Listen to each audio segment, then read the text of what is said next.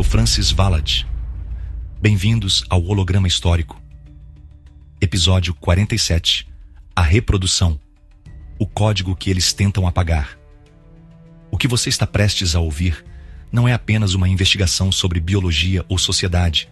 É um resgate, uma reconexão com o que fomos feitos para ser e que hoje tentam apagar das nossas memórias, dos nossos corpos, dos nossos corações. Vivemos tempos de ruptura, tempos onde verdades naturais são distorcidas, onde missões sagradas são ridicularizadas e onde a própria capacidade de amar, unir e gerar vida é atacada de forma silenciosa e sistemática. Mas há uma memória que resiste, uma memória impressa nas estrelas, no sangue e no profundo da nossa essência. Neste episódio, descerraremos o véu sobre a guerra contra o código da reprodução, a missão esquecida que carrega em si a esperança da continuidade, da cura e da reconstrução da verdadeira humanidade. Seja bem-vindo a esta jornada. Prepare-se para questionar, prepare-se para recordar, porque aquilo que tentam apagar é exatamente o que pode nos salvar. Capítulo 1. O alvorecer da vida. Desde os primórdios, antes mesmo das civilizações se erguerem sobre a poeira do tempo, a vida se manifestou através de uma dança eterna entre duas forças complementares: o masculino e o feminino, o sementeiro e o fecundador, a receptora e a nutridora. Não apenas corpos, mas princípios cósmicos, energias opostas e, ao mesmo tempo, perfeitamente entrelaçadas no projeto da criação. A Terra, em sua vastidão, foi o palco silencioso dessa simbiose. Cada árvore que germinava, cada criatura que nascia, cada rio que esculpia o solo. Tudo obedecia ao mesmo padrão, a união de diferenças para gerar a continuidade da existência. Muito antes dos homens compreenderem a ciência ou darem nomes às estrelas, eles já sentiam, instintivamente, que havia algo sagrado na dualidade: o Pai Celeste e a Mãe Terrena, o Sol e a Lua, o fogo e a água. O movimento e a receptividade era natural, era belo, era intocável. As primeiras culturas humanas reverenciaram essa polaridade como um presente dos próprios deuses. Nas tradições mais antigas, encontramos símbolos de união, não apenas do corpo, mas da missão compartilhada entre homem e mulher: perpetuar a vida, honrar a natureza, continuar a história. O masculino, com sua energia doadora, aventurava-se no desconhecido, caçava, protegia, semeava. O feminino, com sua força acolhedora, gestava, nutria, enraizava, moldava as gerações. Ambos, embora diferentes em essência, eram igualmente indispensáveis para o milagre da vida. E ao compreenderem isso, nossos ancestrais não apenas respeitavam a diferença, eles a celebravam. As cerimônias de fertilidade, os rituais de passagem, os cultos às deusas da maternidade e aos deuses protetores da semente demonstravam que a vida humana não era vista como um acaso biológico, mas como uma missão espiritual. Reproduzir-se não era um mero instinto animal. Era um ato de continuidade cósmica. Era participar da sinfonia da criação. Era inscrever-se no grande livro da eternidade. E assim foi, por eras incontáveis. Enquanto o ser humano caminhava sobre a terra ainda jovem, a harmonia entre o masculino e o feminino sustentava não apenas sua existência física, mas também sua sanidade emocional e espiritual. Quando um homem e uma mulher se uniam com amor verdadeiro, não era apenas um corpo que encontrava outro corpo. Era a própria vida que renovava sua promessa de permanência. Era o espírito da criação reafirmando seu compromisso com a luz. Porém, onde há luz, as sombras inevitavelmente tentam se infiltrar. E o que começou como celebração da vida, com o tempo, seria alvo de ataques silenciosos, corrupções sutis e distorções profundas. Mas isso é uma história que se desenrolará nos próximos capítulos. Aqui, neste primeiro passo, é essencial recordar: o princípio da vida foi alicerçado na união, no amor, na complementaridade. E é essa verdade que tentam apagar de nossos corações. Mas ela continua pulsando, dentro de nós, na memória da terra e no chamado silencioso das estrelas. Capítulo 2. O código escrito nas estrelas. Enquanto os homens ainda andavam nus pelas florestas ancestrais e o fogo era uma dádiva temida e reverenciada, havia algo que já pairava sobre suas cabeças e seus destinos. Um código silencioso, impresso no tecido da existência. O código da vida, o código da reprodução, o projeto sagrado que unia matéria e espírito em um único propósito: perpetuar a centelha divina. Não era necessário compreender a genética, não era necessário conhecer os mistérios do DNA ou os intricados processos da mitose e da meiose. Mesmo sem saber, nossos ancestrais sentiam que havia uma ordem superior por trás da concepção. Que o nascimento de uma nova vida não era apenas o encontro de dois corpos, mas uma dança magistral de energias moldadas pela inteligência do cosmos.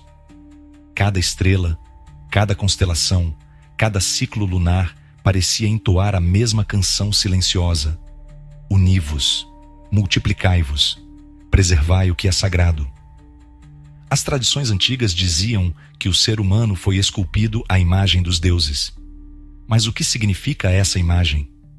Seria apenas aparência física?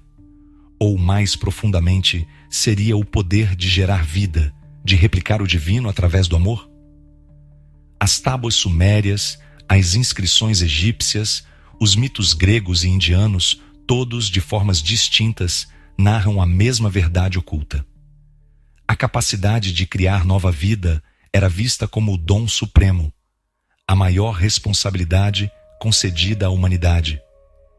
Homem e mulher, juntos, eram templos vivos, e seu encontro consciente era um ritual sagrado, não de dominação, não de uso, não de vulgaridade, mas de participação ativa no grande mistério da criação. Quando uma nova vida surgia, não era apenas uma criança que nascia. Era uma reescrita do universo. Era a transmissão de memórias, de potencialidades, de sonhos antigos codificados nas células. Era a perpetuação de linhagens, de culturas, de sabedorias ancestrais. Por isso, durante milênios, as sociedades viam a reprodução como algo que ultrapassava o indivíduo. Casar-se, unir-se, gerar filhos, não era apenas um desejo pessoal. Era uma responsabilidade espiritual. Era manter viva a corrente invisível que liga o princípio de tudo ao futuro que ainda não nasceu. E assim, sem perceberem os detalhes técnicos, mas intuindo a majestade do processo, os povos antigos registraram, nos mitos e nos céus, a importância da dualidade masculina e feminina. Cada símbolo, cada rito, cada história era um lembrete. A vida é sagrada. A polaridade é sagrada. O amor verdadeiro é a mais poderosa tecnologia espiritual do universo. O código da reprodução, esse mapa silencioso que orienta nossas almas e corpos, foi escrito muito antes dos livros, muito antes da palavra. Foi tecido na própria arquitetura do ser, inscrito nas estrelas, guardado na memória do tempo, proclamado em silêncio pelo vento, pelas águas, pelas montanhas, pela luz dourada dos amanheceres. E mesmo hoje, quando tentam apagar, confundir ou distorcer essa verdade ancestral, ela permanece, latente, vibrante, pronta para ser relembrada por aqueles que ousam olhar além da névoa, por aqueles que ainda escutam o chamado do verdadeiro amor. Capítulo 3. A missão do amor. Se a vida nasce do encontro entre forças opostas, é o amor que torna esse encontro eterno. o amor verdadeiro, e não o amor reduzido a sentimento passageiro ou mera paixão cega.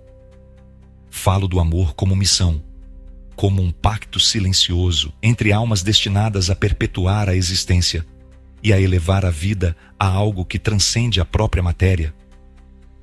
Em tempos antigos, onde a memória da criação ainda pulsava forte nos corações, a união entre um homem e uma mulher não era feita apenas por conveniência ou impulso. Ela era selada sob a consciência de um dever maior.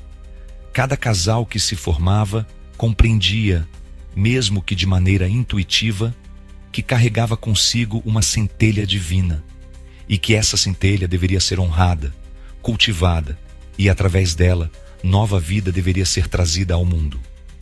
O amor era visto como aliança, aliança com o outro, aliança com a terra, aliança com o cosmos e, acima de tudo, aliança com os deuses que haviam inscrito nos corpos humanos o mistério da criação. Uniões verdadeiras eram cerimônias sagradas, não apenas festas sociais, mas rituais de comprometimento espiritual, onde o homem prometia ser guardião e a mulher portadora da esperança do futuro. Era nesse compromisso mútuo que a reprodução cumpria sua função mais elevada: gerar não apenas corpos, mas almas conectadas à missão da luz. O amor, quando verdadeiro, não gerava apenas filhos, gerava mundos, gerava eras, gerava novos capítulos na história da humanidade.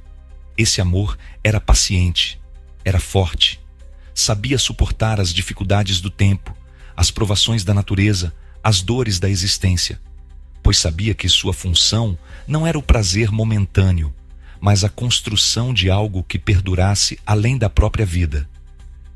Quantas civilizações floresceram porque homens e mulheres compreenderam essa missão? Quantos impérios, quantos clãs, quantas culturas sobreviveram porque, em meio às guerras e tempestades, alguém se lembrava que o amor verdadeiro era o único elo que podia manter a espécie viva e digna? No centro dessa missão estava a família, e não qualquer agrupamento social, mas a família verdadeira, formada pela união consciente de masculino e feminino, pelo compromisso de educar, proteger, transmitir valores, preservar o sagrado. A família era o templo, o lar era o altar, e a nova geração era a oferenda viva à continuidade da criação. Não por acaso, nas tradições mais antigas, os deuses eram muitas vezes retratados como famílias cósmicas, pais, mães, filhos, irmãos, todos interligados em uma rede complexa de responsabilidades e afetos. A estrutura familiar era vista como reflexo das estruturas celestes. Amar e gerar vida era, portanto, imitar os próprios deuses. Era participar ativamente da dança eterna entre o espírito e a matéria. Era ser mais que carne. Era ser co-criador. Hoje, essa verdade parece esquecida. O amor foi reduzido a entretenimento. A união foi rebaixada a contrato. A reprodução, tratada como um acidente ou um fardo. Mas nas profundezas da alma humana, esse chamado ainda ressoa.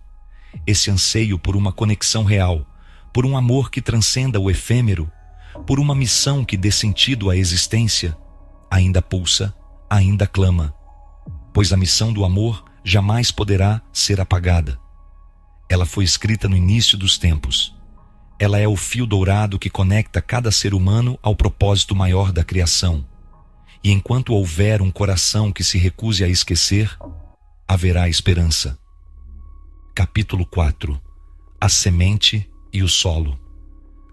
No grande teatro da criação, cada elemento tem seu papel, cada força tem sua função, cada vida é o resultado da interação entre potências distintas.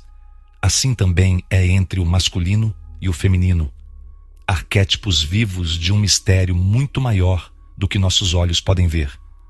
O homem, portador da semente.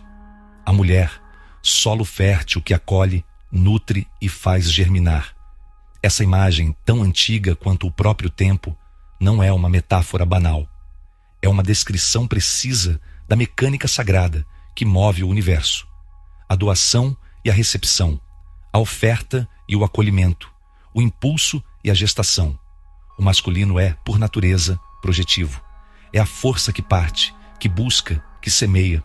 É o princípio da expansão, da ação, do envio de uma promessa. O feminino é, por natureza, receptivo.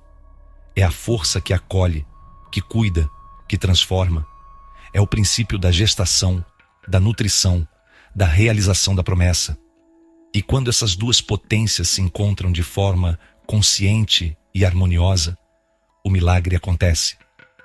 A vida nova brota, não apenas fisicamente, mas espiritualmente também. A criança que nasce é fruto da fusão de duas essências, do vigor do pai e da ternura da mãe, do espírito aventureiro e da sabedoria protetora, do céu e da terra, da luz solar que fecunda e do solo amoroso que sustenta. Essa dança sagrada transcende culturas, épocas, crenças. Está impressa na própria arquitetura da existência. E ainda hoje, mesmo sob o bombardeio incessante da modernidade líquida, podemos vê-la na natureza, no pólen que fertiliza a flor, no rio que deságua no mar, na semente que se oculta sob a terra até emergir como árvore. O masculino, sem o feminino, permanece disperso, sem destino. O feminino, sem o masculino, permanece potencial não realizado. É a união, a fusão de diferenças complementares que gera o novo.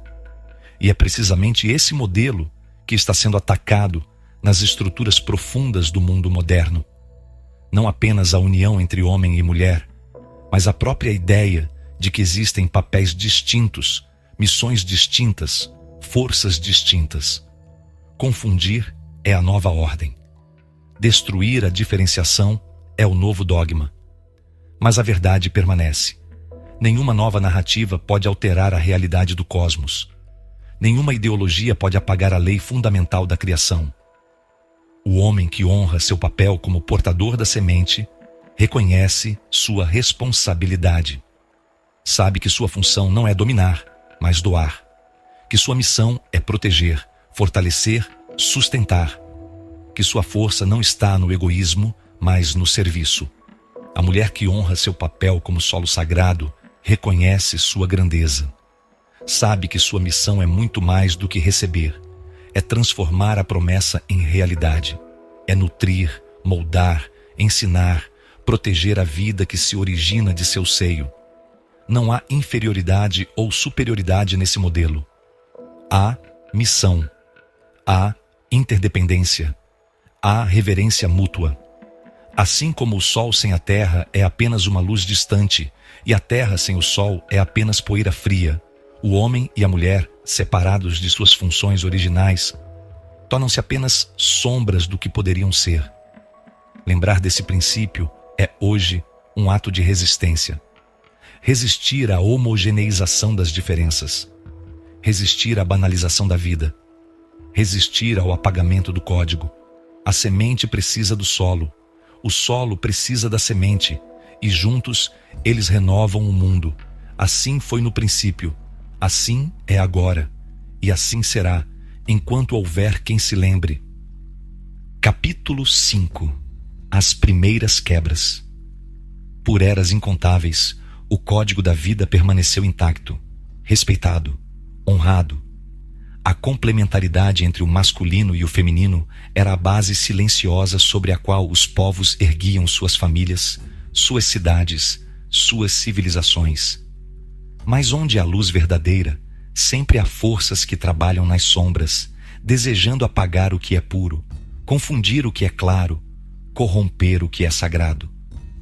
As primeiras quebras do código não foram abruptas. Vieram como sussurros, ideias plantadas como ervas daninhas nos jardins da consciência humana.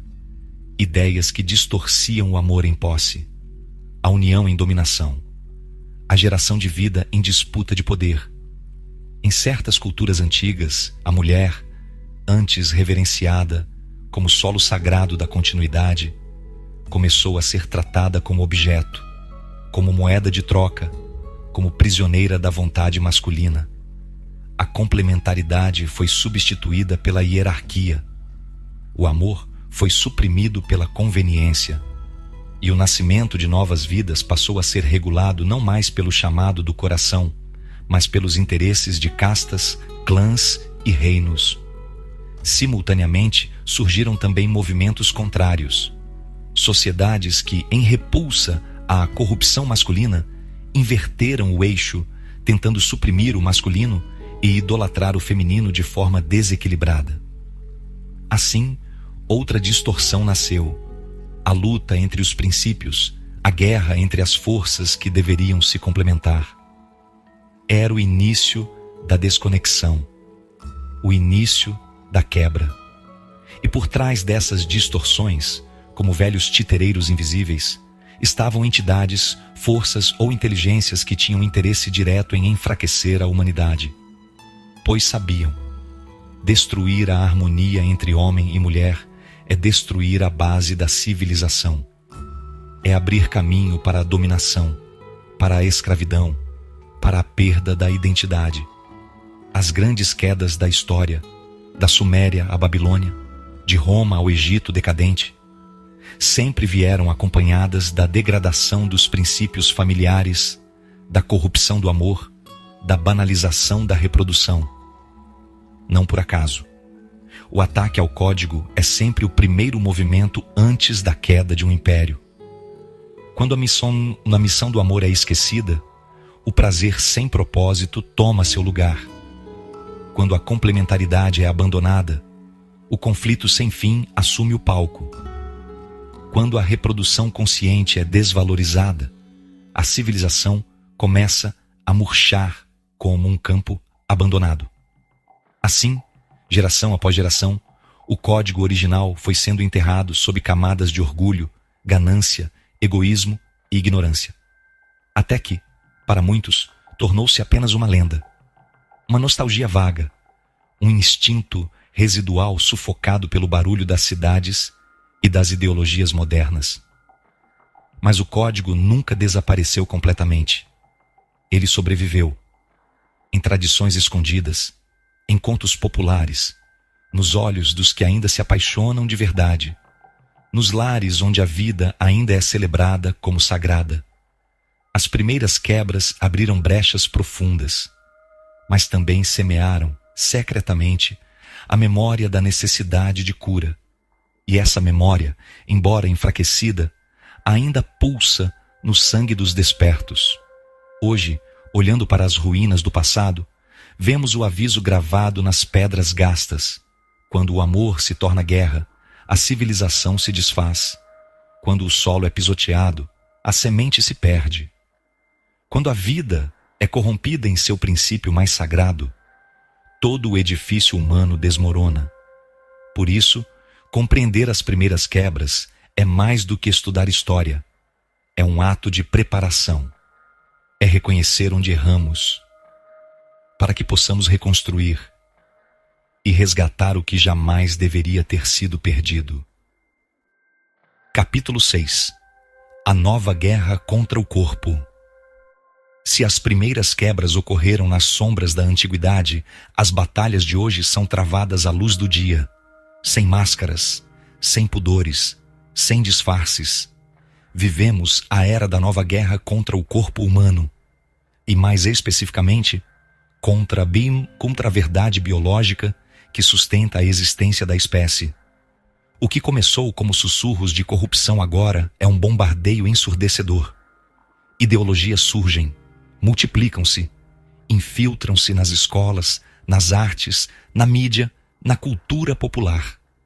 Todas com um objetivo claro: desconectar o ser humano de sua natureza, confundir a identidade, destruir a compreensão do que significa ser homem, destruir a compreensão do que significa ser mulher. Não se trata mais apenas de atacar a família ou os papéis tradicionais. Trata-se de atacar a própria definição da vida, de apagar o princípio básico da criação.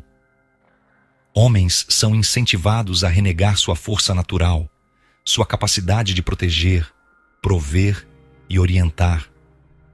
Mulheres são instigadas a abandonar sua vocação de nutrir, acolher e perpetuar a vida.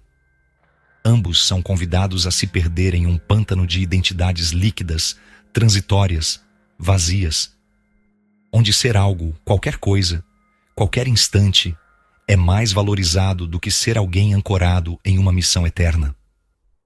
Sob o pretexto da liberdade, instala-se a escravidão da dúvida. Sob o pretexto da inclusão, promove-se a exclusão da natureza.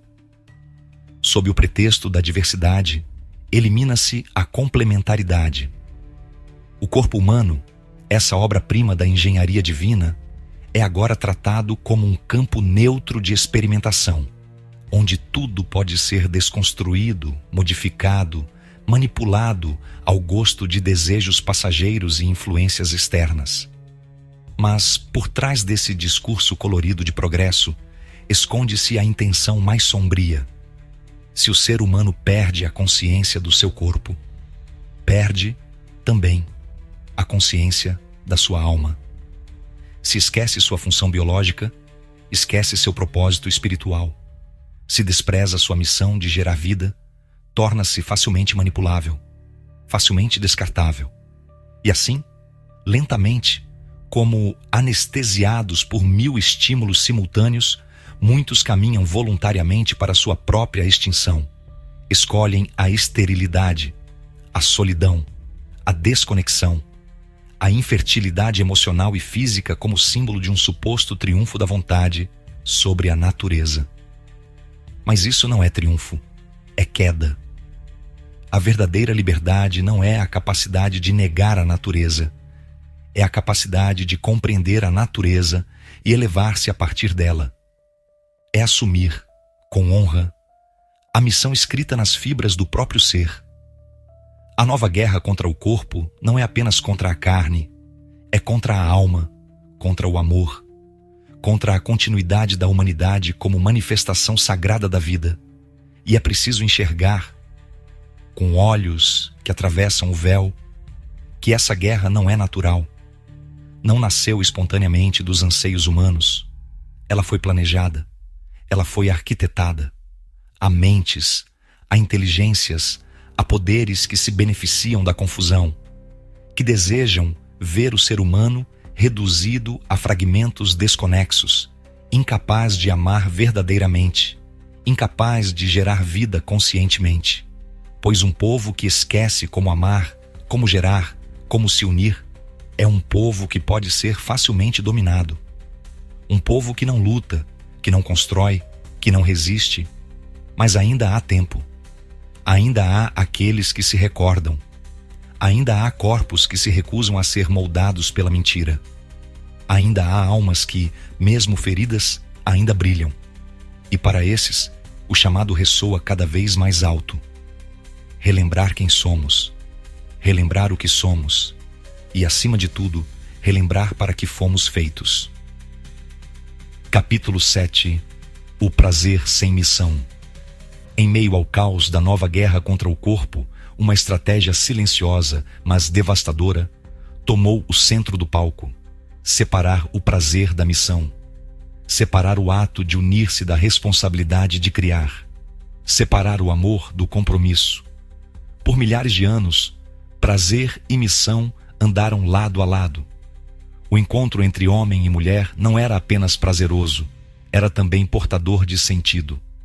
Era fonte de vida, renovação, perpetuação da existência. Era celebração e responsabilidade, alegria e reverência. Mas em tempos recentes, o prazer foi sequestrado, reduzido, distorcido, transformado em mercadoria, em produto, em espetáculo vazio.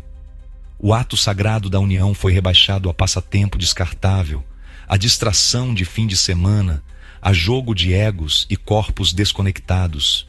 E nessa inversão silenciosa, a humanidade perdeu algo precioso, algo que talvez poucos ainda consigam nomear: o sentido espiritual da união. Prazer em si não é pecado, não é maldição. Pelo contrário, prazer verdadeiro é bênção, é confirmação da harmonia entre corpo, mente e espírito. Mas prazer desconectado da missão se torna vício, se torna fuga, se torna autossabotagem. O sistema que governa o mundo moderno sabe disso. Por isso, investe bilhões em propaganda que glorifica o prazer vazio, que celebra a conquista sem amor, o uso sem compromisso, a satisfação sem consequência. Tudo é permitido, menos a lembrança de que fomos feitos para algo maior. Tudo é exaltado, menos a ideia de que o amor é semente e fruto, não apenas fogo efêmero. Desvinculado da missão de gerar vida e construir laços eternos, o prazer torna-se uma armadilha. Alimenta o ego, esfria a alma, enfraquece a vontade. O homem, outrora portador da semente, torna-se predador sem propósito. A mulher, outrora solo sagrado, torna-se vitrine de desejos instantâneos. Ambos vazios, ambos feridos, ambos incapazes de reconhecer o chamado silencioso que ecoa desde as primeiras eras. Unam-se com propósito, amem com consciência, gerem com reverência. As consequências desse prazer, sem missão, já estão visíveis. Gerações inteiras crescem sem raízes, sem exemplos de amor duradouro, sem noção do que é construir juntos, sacrificar juntos, florescer juntos. O prazer sem missão não apenas destrói a fertilidade física, destrói a fertilidade emocional, espiritual, cultural. Torna a humanidade incapaz de gerar o novo. Torna-a refém de ciclos estéreis de busca e frustração, prazer e vazio, conquista e solidão. Mas dentro de cada ser humano ainda brilha uma centelha, uma memória, uma saudade inexplicável de algo mais profundo, mais verdadeiro, mais eterno. Essa saudade é a prova de que o código não morreu. Ele apenas dorme, à espera daqueles que ousarem acordá-lo. E aqueles que despertarem verão que o prazer, quando realinhado à missão, é mais do que sensação. É transcendência, é coroação, é confirmação de que ainda caminhamos com os deuses, lado a lado, pela eterna estrada da criação. Capítulo 8. A fábrica de almas perdidas. Quando o prazer se separa da missão, quando a semente é lançada sem cuidado e o solo é ferido sem amor, o resultado é previsível. Gerações inteiras nascem sem raízes, crescem sem mapas, vagam pelo mundo como folhas soltas ao vento, sem direção, sem propósito, sem memória do que deveriam ser.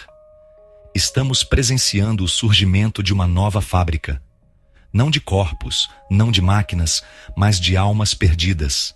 Seres humanos que, privados do senso de missão, tornam-se consumidores compulsivos. Almas que, separadas da verdade biológica e espiritual, tornam-se produtos moldáveis nas mãos de sistemas cada vez mais ávidos por controle. A nova fábrica não precisa de correntes físicas. Ela aprisiona com ideias, com narrativas, com promessas vazias de liberdade que na verdade são convites à escravidão emocional e espiritual. A identidade fragmentada é o produto final. Homens que não sabem ser homens, mulheres que não sabem ser mulheres, indivíduos que não sabem amar, não sabem criar, não sabem construir laços que resistam ao tempo. Ao romper o vínculo com a missão da vida, o ser humano perde também a capacidade de se conectar verdadeiramente com o outro. Relacionamentos tornam-se descartáveis, lares tornam-se campos de batalha, famílias tornam-se miragens instáveis, incapazes de sustentar a continuidade da cultura, da sabedoria, da esperança. E assim, geração após geração, o tecido humano vai se rasgando, não em um grande cataclismo visível, mas em 1000 cortes silenciosos, em corações vazios, em mentes confusas, em vidas que se apagam antes mesmo de compreenderem por que vieram ao mundo. A fábrica de almas perdidas é alimentada todos os dias pela mídia que glorifica a desconexão, pelas escolas que ensinam a duvidar da própria natureza, pelos algoritmos que moldam desejos instantâneos e sufocam o anseio por algo maior. Cada jovem que cresce sem entender sua missão biológica e espiritual é uma vitória para os engenheiros da estagnação. Cada família que se desfaz antes de florescer é uma conquista para os arquitetos da infertilidade social. E enquanto muitos se perdem em discussões superficiais sobre liberdades e direitos, poucos percebem que a guerra verdadeira é pela alma, pela continuidade da luz que nos foi confiada no princípio dos tempos. Mas nem tudo está perdido. Algumas almas, mesmo nascidas em meio aos escombros, ainda carregam dentro de si a centelha inextinguível da verdade. Almas que sentem, mesmo sem saber explicar, que há algo profundamente errado no mundo moderno. Almas que anseiam por um retorno à origem, por uma reconexão com a missão esquecida. Essas almas são as sementes da reconstrução. São os primeiros sinais de que, mesmo em meio à fábrica de almas perdidas, uma nova geração pode surgir, não moldada pelo sistema, mas forjada pela lembrança silenciosa do que fomos feitos para ser. E essa geração não será anunciada com trombetas. Ela surgirá como a aurora, suave, persistente, incontornável, pois a vida, a verdadeira vida, sempre encontra um caminho. Capítulo 9. A chama que não pode ser extinta. Apesar de toda a confusão lançada sobre a humanidade, apesar dos ataques incessantes contra a biologia, a espiritualidade, a missão do amor, existe algo que nenhuma força conseguiu apagar. Uma chama, antiga, indomável, escondida nas profundezas da alma humana. Essa chama é a memória da origem, a lembrança silenciosa de que fomos feitos para algo maior, de que carregamos dentro de nós um chamado que ecoa além do tempo, além das manipulações, além dos ruídos do mundo moderno. Essa chama não se alimenta de ideologias, não se apaga com decretos, não se confunde com narrativas passageiras. Ela é a centelha que sobreviveu às quedas das civilizações. É o sussurro que atravessou desertos, guerras, perseguições e colapsos. É o instinto que faz um homem buscar uma mulher para construir, proteger, perpetuar. É o anseio que faz uma mulher abrir espaço em seu ser para gerar vida, ensinar, curar, multiplicar o amor. Mesmo entre as ruínas, há quem ainda sinta.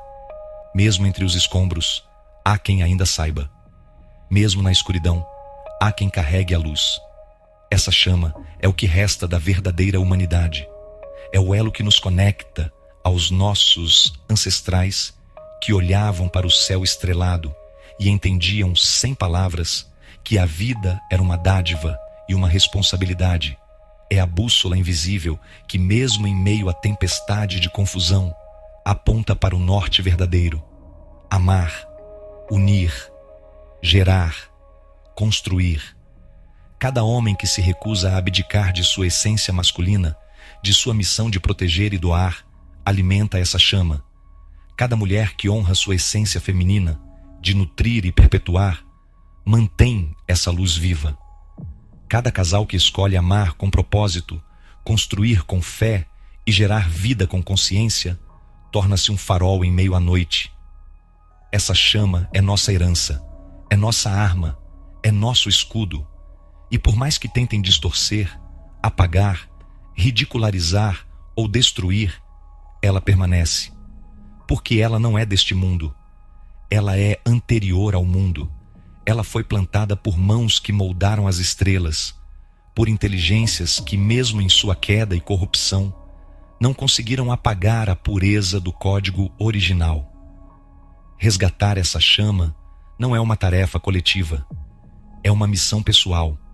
É uma decisão solitária, íntima, silenciosa, feita no coração de cada ser humano que se recusa a ser mais um produto da fábrica de almas perdidas. E cada decisão conta, cada escolha de amar de verdade, cada escolha de construir uma família verdadeira, cada escolha de defender a verdade da vida contra as mentiras do mundo. Assim, pouco a pouco, a luz volta a se espalhar, não em explosões súbitas, mas como brasas que se encontram, que se fortalecem, que se tornam incêndios sagrados prontos para iluminar uma nova era. A chama da vida, a chama do amor, a chama da missão. Ela é nossa e ela não pode ser extinta. Capítulo 10. O chamado do futuro. Olhando para o presente, muitos poderiam se desesperar.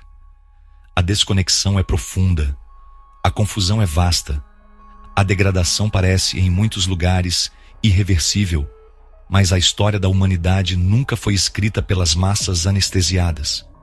Sempre foi mudada por aqueles que, mesmo em minoria, ouviram o chamado que não vem das ideologias, que não vem dos palcos do poder, que não vem dos algoritmos que moldam desejos descartáveis, vem da terra, vem do sangue, vem da alma.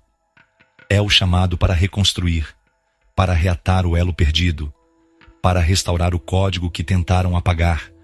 O futuro pertence aos que se lembram, aos que ousam ser homens de verdade, não dominadores, mas semeadores, protetores, pilares de amor consciente, aos que ousam ser mulheres de verdade, não submissas, nem rivais, mas portadoras da luz, guardiãs da vida, arquitetas do eterno.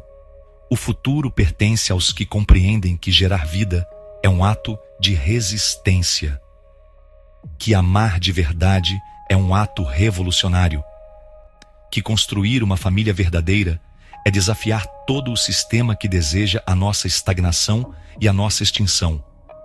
Cada lar que renasce como templo é uma fortaleza erguida contra a dissolução. Cada união que floresce na verdade é uma declaração silenciosa contra o império da mentira. Cada criança gerada com amor e criada com propósito é uma chama acesa contra a noite que tenta se impor. Não será fácil, nunca foi. Mas a grandeza não nasce do conforto, nasce do sacrifício consciente, da escolha diária de defender o que é eterno contra o que é passageiro. O chamado do futuro não é para espectadores, é para construtores, é para semeadores, é para aqueles que entenderam que não basta sobreviver, é preciso florescer. E florescer significa aceitar o chamado da vida, aceitar a missão sagrada de amar, de unir, de gerar, de proteger, aceitar o próprio corpo como templo da criação, aceitar a própria alma como herdeira da luz que moldou as estrelas. O tempo dos enganos está se encerrando. O véu da mentira se rasga diante daqueles que escolhem ver. E o futuro pertence aos que, com coragem e reverência, dizem: eu me recuso a ser mais uma alma perdida. Eu escolho ser vida. Eu escolho ser amor. Eu escolho ser semente e solo, construção e esperança. Assim se erguerá o novo mundo, não pelas mãos dos arquitetos da ruína, mas pelas mãos daqueles que ainda carregam nas profundezas do ser a memória da verdade. O futuro nos chama, e nós, filhos da terra e da luz, responderemos: se você chegou até aqui, é porque sente que há algo errado com o que nos ensinaram. A roda gira, mas a alma pede para voar, e este episódio foi um convite para romper com as correntes vibracionais que silenciosamente moldam quem somos. Porque a verdade não gira, ela liberta. Eu não estou aqui pedindo favores. Estou aqui para revelar o que está sendo escondido de todos nós. O caminho não é fácil, mas é o único que leva à verdade que precisamos. E para seguir nele, é preciso força, constância e a ajuda de quem entende o que estamos fazendo. Se estas palavras ressoam em você, é porque você já faz parte desta missão. Não somos poucos. Unidos, somos um muro, uma barreira vibracional, uma fortaleza desperta. Eu não peço por caridade, eu peço compromisso com a verdade. Se você pode apoiar, faça parte dessa jornada, porque juntos podemos trazer à tona o que o sistema tenta esconder. A ajuda que você oferece não é apenas financeira, ela é parte de um movimento maior que já começou e que não pode mais ser parado. Se deseja ir além, torna-te um patrocinador desperto. Contribuições podem ser feitas via Super Thanks aqui no YouTube, PayPal, francisvalade@hotmail.com, chave Pix, francis@valadiagmail.com, ou pela nossa loja oficial com estampas exclusivas da série Anunnaki. Porque neste mundo programado para nos manter dormindo, despertar é o mais sublime ato de resistência. Holograma histórico, decodificando o passado.